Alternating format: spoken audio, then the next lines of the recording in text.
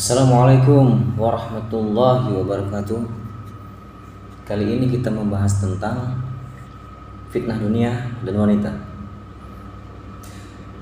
Adapun termasuk dari rahmatnya, Allah Subhanahu wa taala menciptakan hamparan dunia begitu indah lengkap dengan keragaman muatannya. Menganugerahkan kepada manusia berbagai kekayaan penuh pesona, anak, istri, harta, tahta dan dunia. Seluruhnya begitu menyejukkan mata. Allah berfirman, Ju'ila lin-nasi syahawati minan nisa'i wal banin wal qanatiril muqantarati minan dhahabi wal fiddati wal khailil musawwamati wal an'ami wal harsi dzalika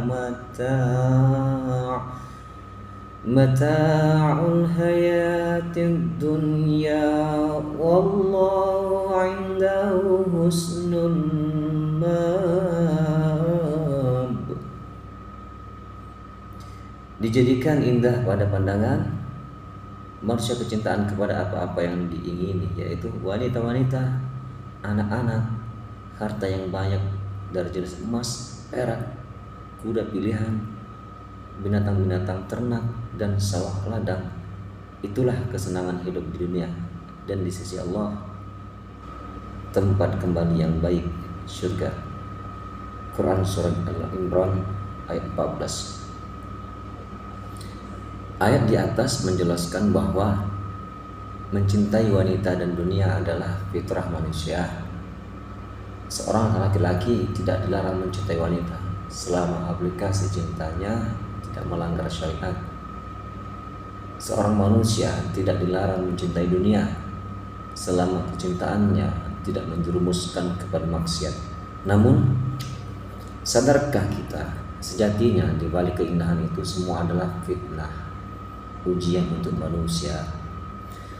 Para ulama menjelaskan, tatkala Allah menjadikan dunia terlihat indah di mata manusia, ditambah dengan berbagai aksesorisnya yang memikat, mulailah jiwa dan hati cenderung kepadanya. Dari sini manusia terbagi menjadi dua kubu sesuai dengan pilihannya. Sebagian orang menjadikan seluruh anugerah tersebut sebagai tujuan hidupnya. Seluruh pikiran dan tenaga dikerahkan demi meraihnya. Hal itu sampai memalingkan mereka dari ibadah. Akhirnya mereka tidak peduli bagaimana cara mendapatkannya dan untuk apa kegunaannya. Ini adalah golongan orang-orang yang kelak menerima azab yang pedih. Sedangkan golongan yang kedua adalah orang-orang yang sadar bahwa tujuan penciptaan dunia ini adalah untuk menguji manusia, sehingga mereka menjadikannya sarana untuk mencari bakal akhirat. Inilah golongan yang selamat dari fitnah. Mereka lah yang mendapat rahmat Allah.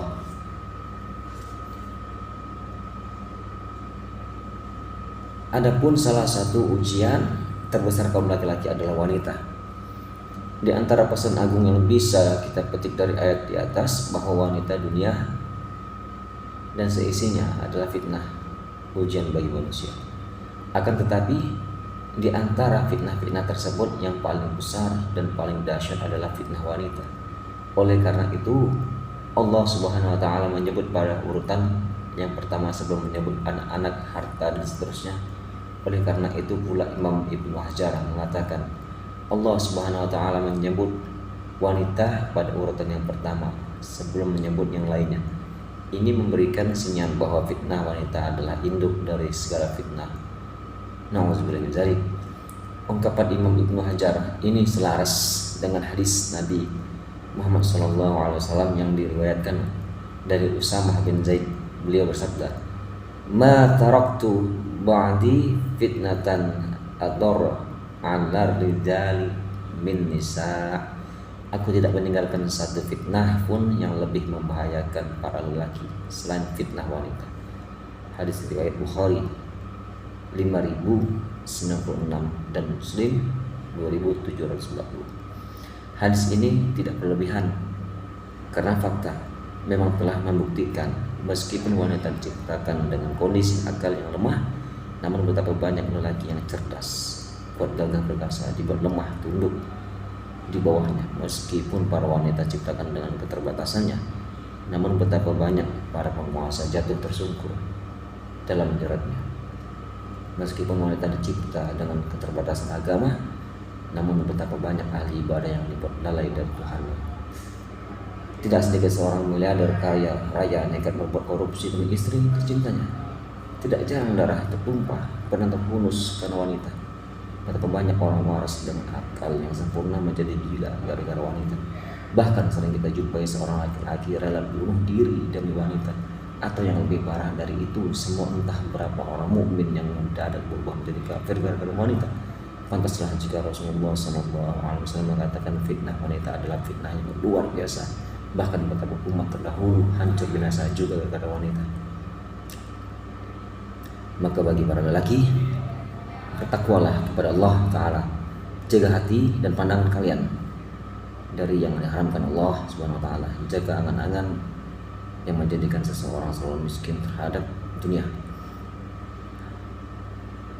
Semoga kita menjadi seorang hamba yang selalu bertakwa kepada Allah sampai akhir hayat, mengikuti semua yang disuruhnya dan meninggalkan semua yang dilarangnya, mengerjakan perintahnya, meninggalkan semua larangannya. La ilaha illallah Muhammadar Rasulullah.